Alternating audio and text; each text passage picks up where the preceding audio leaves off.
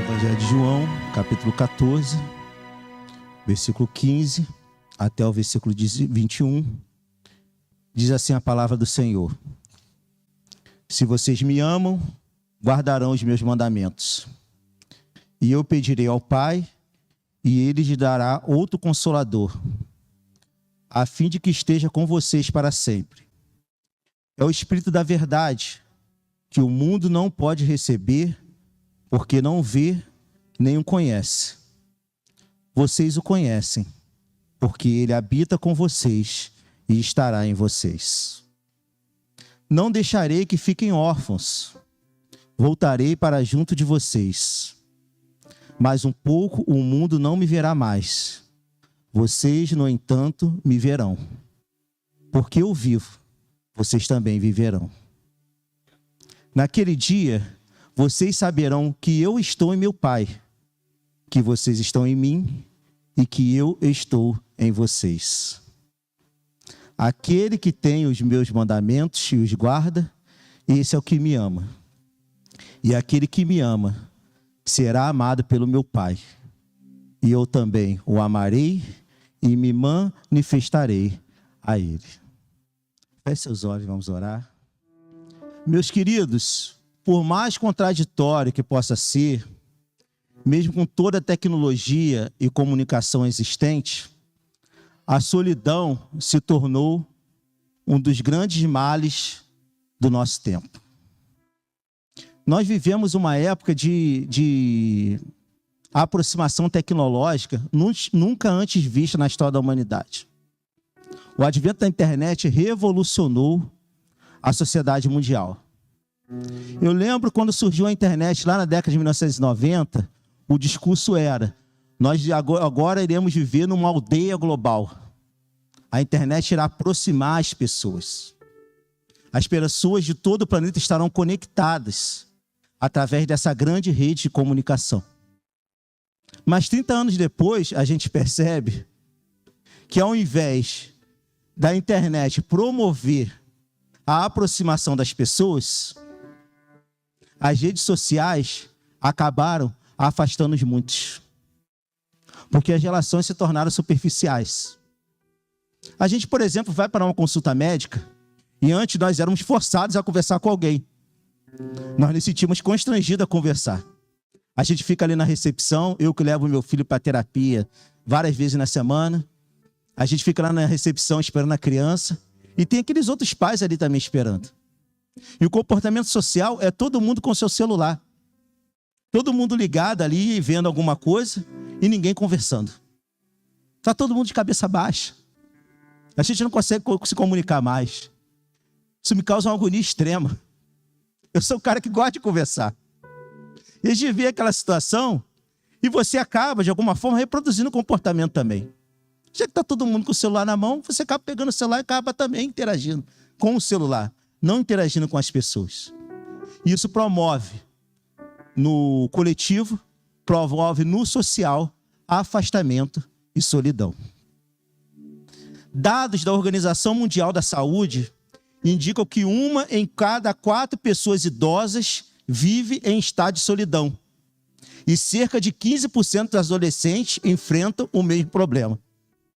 Então é uma coisa inimaginável, porque você vê os idosos isolados, os idosos não conversam mais, os idosos não têm mais interação, e você vê os adolescentes na melhor fase da vida, que é a fase que a gente constrói relacionamentos para frente. Você vê 15% dos adolescentes do mundo vivendo em estado de solidão, que não tem um amigo, não tem um companheiro, não tem alguém para poder compartilhar as angústias. Isso é muito grave. Diante desse cenário, a Organização Mundial da Saúde declarou em 2023 que a solidão é uma preocupação global de saúde pública. O estado de ficar só, a falta de interação e de relacionamento profundo e qualificado com as pessoas, tornou-se, para a Organização Mundial da Saúde, um problema de saúde pública. Tornou-se algo a ser enfrentado com muita seriedade. Uma pesquisa realizada pelo Instituto Meta-Gallup dos Estados Unidos, em 142 países, revelou que em 1 em cada 4 pessoas no mundo sentem-se sozinha. Então, 1 em cada 4 pessoas do mundo não tem ninguém que confia, que possa se amparar e que possa, de alguma forma, buscar uma ajuda no momento de necessidade. E a pandemia Covid-19 agravou esse problema. Estudos realizados por pesquisadores da Universidade Penn State, nos Estados Unidos, mostraram que a solidão prolongada está associada ao aumento de 29% no risco de doenças cardíacas e 32% no risco de derrames. Então as pessoas estão ficando doentes. As pessoas estão morrendo porque elas estão sentindo-se solitárias. Está somatizando. Está desenvolvendo doenças graves. O fato de sentir-se só, de estar só, mata. Traz problemas na qualidade de vida. Pesquisadores do Reino Unido e da China constataram que pessoas com pouco contato social apresentam níveis mais elevados de substâncias ligadas a inflamações, diabetes e doenças cardiovasculares. Então, se você ficar muito tempo sozinho, você vai comer mais, você vai se exercitar menos, você vai ficar mais tristinho, a tua imunidade vai baixar e você vai ficar doente. E essa solidão não é somente o afastamento das pessoas, tá? Porque tem gente que está rodeado de gente e está só. Tem gente que está cercado de pessoas e sentem-se só. Você vê as celebridades da internet sendo internadas em clínicas psiquiátricas porque não conseguem lidar com esse sentimento. Estão rodeadas de pessoas, estão recebendo likes e curtidas e comentários nas redes sociais, mas estão só. Não conseguem estabelecer uma relação consistente. Em 2021, o Japão criou o Ministério da Solidão. E a Prefeitura de Seul, na Coreia do Sul, anunciou que pretende investir mais de 300 milhões de dólares nos próximos 5 anos para enfrentar o problema. Um reflexo da gravidade da situação. Então, queridos, não é só no Oriente que nós estamos sendo atacados por este mal. Hoje nós podemos falar com segurança que nós vivemos no mundo uma epidemia de solidão. As pessoas não têm mais tempo para resolver, melhor dizendo, para desenvolver relações que sejam relações sólidas. Elas estão completamente ocupadas. São as redes sociais, é o trabalho, é a internet, é sempre respondendo um e-mail, é sempre produzindo alguma coisa, é sempre fazendo algo que agregue valor comercial. E as amizades e as relações ficam em último plano. Estamos vivendo uma epidemia de solidão. E isto é muito grave. Os discípulos de Jesus estavam vivendo um momento de aflição profunda. Jesus estava se despedindo deles. Jesus estava nos seus últimos dias aqui na terra. Ele estava preparando os seus discípulos para a sua partida. E no Evangelho de João a gente percebe uma série de discursos neste sentido. Jesus dizendo para eles, eu vou embora. Eu vou morrer. Eu vou cumprir a minha missão. E vocês vão ficar aí. Vocês terão que continuar. Vocês terão que seguir adiante.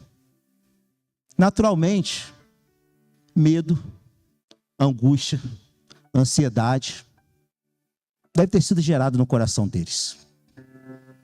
Eles devem ter ficado muito angustiados. Afinal de contas, o mestre ia embora. O amparo, o sustento e o socorro deles estava indo embora. Estava partindo. Aquele que eles viam realizar milagres diariamente, ressuscitar mortos, curar leprosos, fazer com que paralíticos andassem, fazer com que cegos enxergassem, curar as pessoas de doenças espirituais, expulsando demônios, ele estava partindo. Ele estava indo embora. Porém, antes de partir, ele deixa uma mensagem para os seus discípulos. Ele deixa uma mensagem para aqueles que deveriam prosseguir com a missão. E esta mensagem é: vocês não estão sós. Eu estou indo embora. Eu vou morrer. Eu vou cumprir a minha missão. Mas vocês não estão sós. E vocês não estão sós porque o amor imensurável de Deus promove uma relação completa e infinita com Ele. Vocês não estão sós. O amor de Deus ficará com vocês. E este amor promove uma relação completa e infinita com vocês. O meu desejo com esta verdade é que possamos ser consolados pela palavra de Deus, com a certeza que podemos ter um relacionamento qualificado com Ele. Sabe por quê? Sabe por que eu e você, a gente não está só? Sabe por que nós temos uma relação, podemos ter uma relação completa, uma relação profunda com Deus? Porque o Pai está conosco.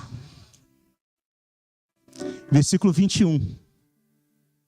Aquele que tem os meus mandamentos e os guarda, esse é o que me ama. E aquele que me ama será amado pelo meu Pai. E eu também o amarei e me manifestarei a ele. O Pai está conosco. Aquele que criou todas as coisas. Aquele que possui o controle do universo. Aquele que não tem início nem fim. Ele não foi criado. Ele existe. Aquele que é completamente perfeito, não existe falha alguma nele. Aquele que pode tornar qualquer coisa possível. O Pai está conosco. E Ele é Pai. Ele nos adotou. A palavra de Deus vai dizer que nós fomos adotados pelo Pai. A palavra de Deus vai dizer que nós fomos introduzidos na família de Deus, ganhando o privilégio de sermos chamados de filhos. Ele nos deu uma nova posição diante dele. Antes, nós éramos criaturas destinadas ao inferno. Agora nós somos filhos de Deus, adotados pelo Pai, destinados à vida eterna, para herdar a herança que nos é guardada. Ele nos conferiu uma herança. Nós somos herdeiros de Deus. E nós adquirimos o direito de chamá-lo de Pai. Nós podemos nos dirigir a Ele, chamando Ele de Pai. Meu irmão, minha irmã, você pode estar vivendo, como dizia o Spurgeon, o grande pregador do século XIX, o príncipe dos pregadores, que tinha uma doença chamada gota, que essa doença diminuía os níveis as taxas dele ficavam toda alterada, as taxas de sanguíneas, e ele, em virtude dessa doença, ele entrava em depressões profundas, ele tinha crise de depressões profundas. O maior pregador do século XIX, ele, vira e mexe, ele se isolava no seu quarto e tinha crises de depressões assim, absurdas. Ele chamava essas crises de depressões de noite escura da alma. Ele dizia que ele estava vivendo a noite escura da alma. Meu irmão, minha irmã, mesmo que você esteja vivendo a noite escura da alma, o Pai está com você. O Pai está conosco. Aquele que me ama será amado pelo meu Pai. Ele está conosco porque Ele nos ama. Nós somos amados por Deus. Mesmo que você se sinta desgraçado, debilitado, carente, com a tua autoestima baixa, mesmo que você se sinta o mais abjeto dos homens, nós somos amados por Deus. Ele nos ama. E este amor ultrapassa qualquer limitação humana. Porque a gente ama também. A gente ama nossas esposas. As mulheres amam seus maridos. A gente tem momentos de amor intenso. A gente tem aquelas datas que a gente sai para a gente poder marcar, para viajar, para passear. Lá a gente fica em lugares legais. A gente come em restaurantes bacanas. A gente compartilha da melhor culinária. Nós ficamos em ambientes que são ambientes agradáveis. Nós tocamos juras de amor. Nós nos correspondemos. Nós escrevemos cartas. A gente também ama. A gente se sente amado pelos nossos pais, aqueles que tiveram pais que foram verdadeiramente bênçãos na sua vida, se sentem amados pelos seus pais. Carregam lembranças de amor dos seus avós, das tardes de domingo que passaram na casa dos avós, naqueles quintais grandes, né? A gente não tem mais quintal grande, né, para poder correr. Nas tardes de domingo, passar naqueles quintais grandes, você guarda na tua memória o amor que você tinha pelo teu avô, pela tua avó. O amor que a gente tem no nascimento de um filho. Quando a gente vê o nosso filho se formando. O amor que a gente se despeja ali. Nós também amamos. Só que esses amores são passageiros. Os filhos vão embora, casam, constroem suas famílias. Os nossos pais também vão embora. Eles morrem. Eles nos deixam saudade. Os nossos cônjuges também vão embora. Eles morrem também. Mas o Senhor sempre está conosco. O Pai sempre está ao nosso lado. Porque Ele nos ama. Por isso a gente não está só. E pelo fato de Ele nos amar, Ele nos chama à responsabilidade de amá-lo também. Amar ao Senhor e às pessoas. E por que a gente ama? Ele nos chama à responsabilidade de amar a Ele e amar as pessoas. Porque Ele está ao nosso lado. E nunca deixará de nos amar. Deus é amor. Ele nunca vai deixar de amar você. Mesmo que eu e você, de vez em quando, pise na bola. Mesmo que a gente fique descrente. Mesmo que a gente desobedeça.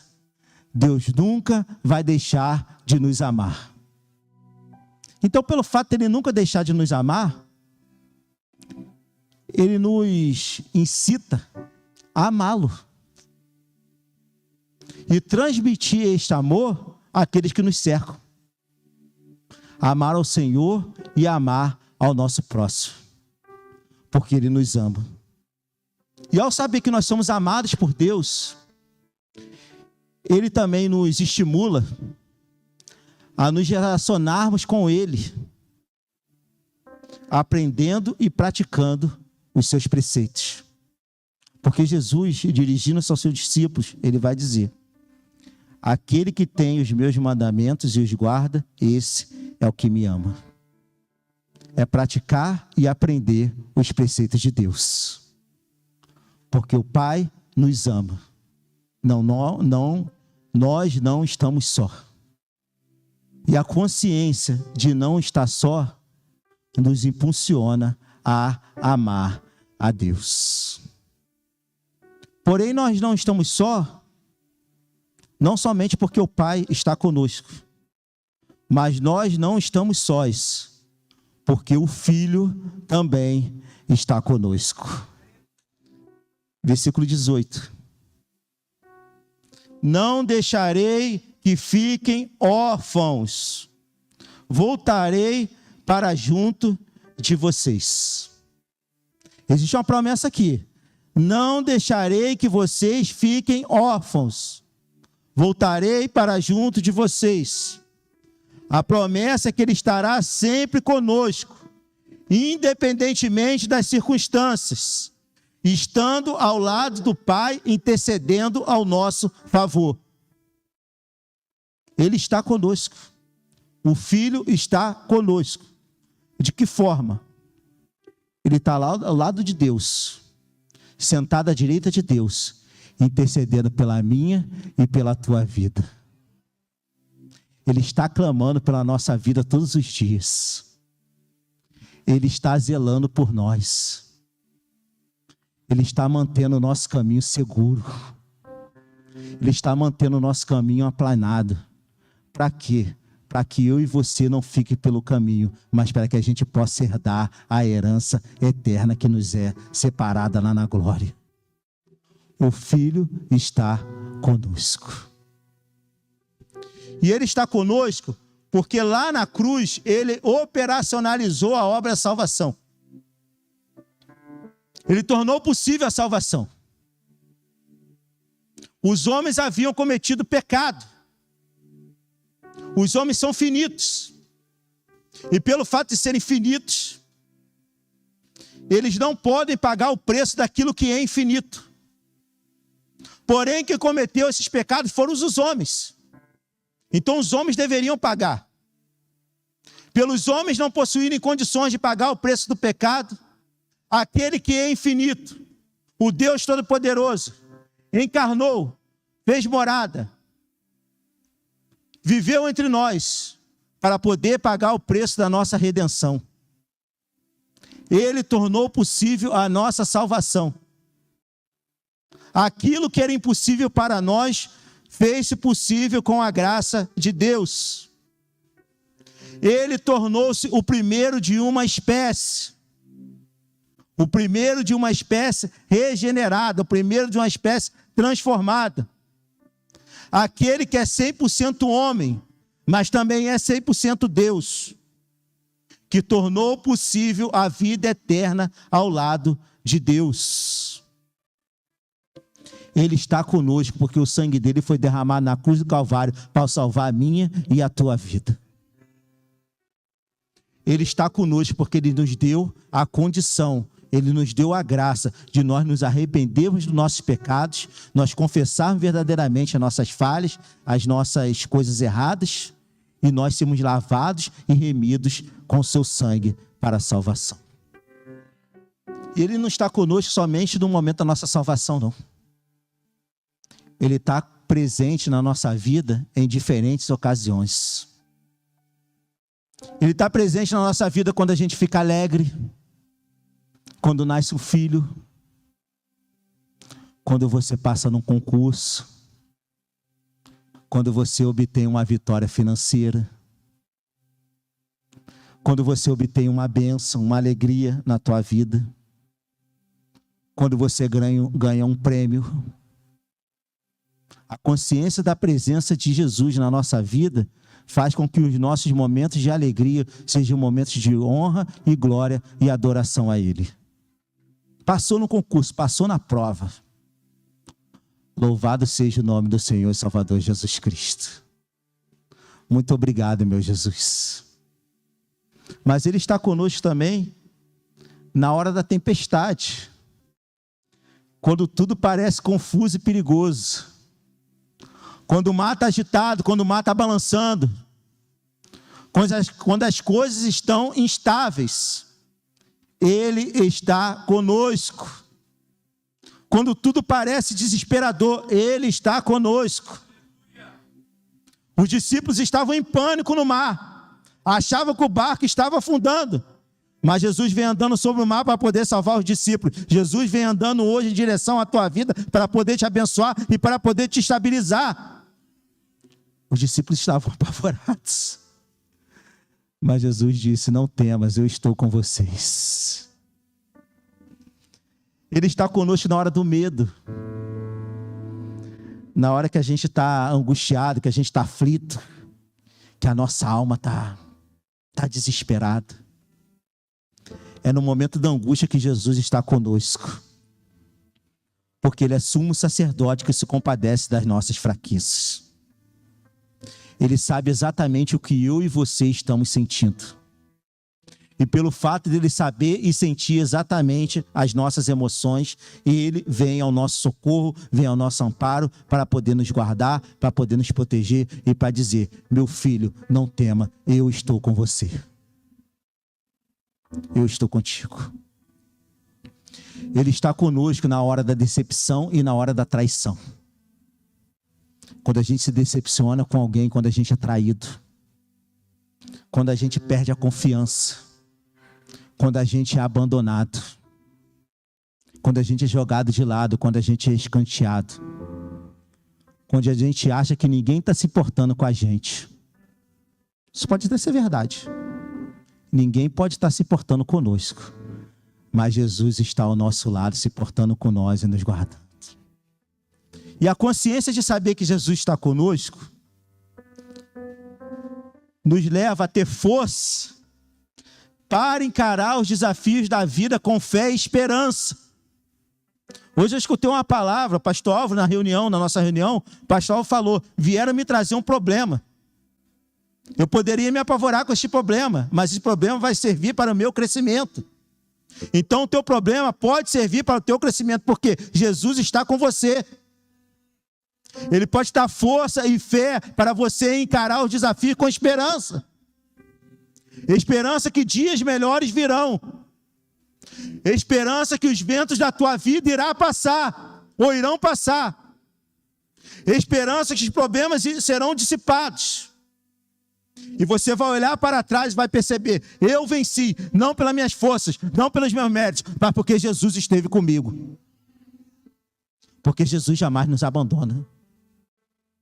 A consciência de saber que Jesus está conosco nos leva a procurar manter o equilíbrio diante das situações mais desafiadoras da vida. Sabe que você não vai xingar aquele colega de trabalho que fica te apurrinhando? Sabe por que você não vai chegar em vias de fato, não vai brigar, não vai cometer violência física com aquele que está te caluniando? Sabe por que você não vai perder o equilíbrio emocional na hora que as pessoas tentam desestabilizar? Porque Jesus está com você. Ele nos dá equilíbrio. Fala assim: pode estar, o negócio, o bicho pode estar pegando. A situação pode estar difícil. Mas eu vou resistir, eu vou permanecer, eu vou ficar de pé, eu vou ficar guardado, porque eu sei que Jesus está ao meu lado. A consciência de que Jesus está conosco nos equilibra. Porque se eu e você, em algum momento, duvidarmos que Jesus não está conosco, a gente vai querer resolver do nosso modo. E o nosso modo nem sempre é o modo que vai trazer benefício para a gente. Mas quando a gente tem a consciência que Jesus está conosco, a gente vai manter a posição. Porque a gente sabe que a gente pode contar com Ele nas horas mais difíceis da nossa vida. Então Jesus, ao ir embora, Ele vai dizer para os seus discípulos que eles não precisavam ficar desesperados, porque o Pai estava com eles, que o próprio Cristo estava com eles, mas que também o Espírito Santo estava com eles. O Espírito Santo de Deus está conosco. Versículo 15. Se vocês me amam, guardarão os meus mandamentos. É no contexto do amor que é feita a primeira promessa sobre aquele que nos traria socorro. É no contexto do amor de Deus. 16. E eu pedirei ao Pai, e Ele lhes dará outro Consolador, a fim que esteja com vocês para sempre. É o Espírito da verdade, que o mundo não pode receber, porque não vê, nem o conhece. Vocês o conhecem, porque ele habita em vocês e estará em vocês. O Espírito Santo de Deus está conosco, porque ele é consolador. Ele é alguém que pleiteia a causa do outro diante de um juiz. Ele é o nosso intercessor. Ele é o nosso conselheiro de defesa.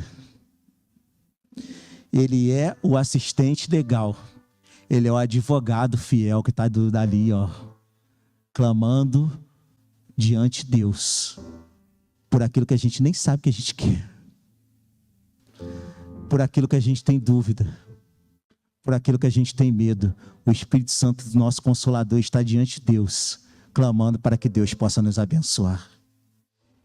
Ele é Espírito, ele é uma pessoa, ele é aquele que aplica a obra da salvação no coração daquele que crê. Ele é aquele que aplica o princípio da nova vida no coração humano. É aquele que transforma o coração de pedra em coração de carne. É aquele que produz um novo nascimento, uma nova mente, que opera diretamente no coração a fim de produzir vida. A nossa condição, quem vai dizer isso é o Dr. Martin Lloyd Jones, o maior expositor bíblico do século XX. A nossa condição diante de Deus é a condição de um cadáver. O cadáver, ele não pode se mexer, ele é imóvel. O cadáver, ele só apodrece. Em um cadáver não existe vida. Em um cadáver não existe nada que possa produzir valor. Mas quando o nosso Consolador, o Espírito Santo de Deus, aplica a obra da salvação no nosso coração, ele muda a nossa vida, gera novo nascimento e promove ressurreição entre nós. Ele nos dá a possibilidade de viver novamente. O Espírito Santo de Deus, ele está conosco. É o Espírito da verdade, versículo 17. Que o mundo não pode receber, porque não vê, nem o conhece. Vocês o conhecem, porque ele habita com vocês e estará em vocês. Então a promessa é que ele habitará entre nós e estará entre nós, estabelecendo uma sólida relação, nos guiando nas decisões mais difíceis da nossa vida, nos orientando para a gente não fazer besteira, para a gente tomar decisões que sejam sábias diante de Deus, nos capacitando, nos habilitando com dons espirituais, para podermos servir a Cristo, servir ao seu corpo e servir à igreja, e para que possamos desenvolver frutos que gerem aperfeiçoamento em nós, nos iluminando na sua Sagrada Escritura, e nos iluminando na palavra, nos ajudando a compreender as Escrituras, para termos um relacionamento mais profundo com Deus, intercedendo por nós, orando por nós, para que a vontade de Deus seja estabelecida em nosso favor. Nós não estamos sós. O Espírito Santo de Deus está conosco. E essa consciência faz com que eu e você tenhamos conforto no Espírito Santo em meio às aflições e às incertezas da vida. É ser confortado pelo Espírito. É esperar um pouquinho mais. É não tomar decisão precipitada. É não se lançar na desgraça. É não dar as costas e abrir mão de tudo. É não abrir mão do teu casamento. É não abrir mão dos teus filhos. É não abrir mão daquilo que produz desconforto a você e que você precisa resolver. É não abrir mão, porque o Espírito Santo de Deus está com você, te guiando para você poder vencer. E essa consciência, ela oferece a nós apoio, para que nos momentos de tribulação, nós possamos compartilhar com os outros a consolação que a gente recebe. É que eu e você sejamos modelo para que as pessoas possam olhar para a nossa vida e falar assim: eis ali um servo de Deus, está passando por dificuldade, mas o Espírito Santo de Deus está com ele, por isso ele não esmorece. Meu irmão, eu sonho para olhar para a tua vida e ver não só a minha, mas a vida de vocês cheia e transbordante da presença do Espírito Santo, exalando a presença do Espírito Santo. Que nós venhamos ser reconhecidos como uma igreja que serve, uma igreja que transmite, uma igreja que propaga a mensagem do Espírito Santo. Que o Espírito Santo de Deus possa consolar você nesta noite, desenvolvendo a consciência na tua mente, no teu coração, que você não está só, que você não está sozinho, porque o Pai está conosco, o Filho está conosco e que o Espírito Santo de Deus está conosco. Louvado seja o nome do Senhor.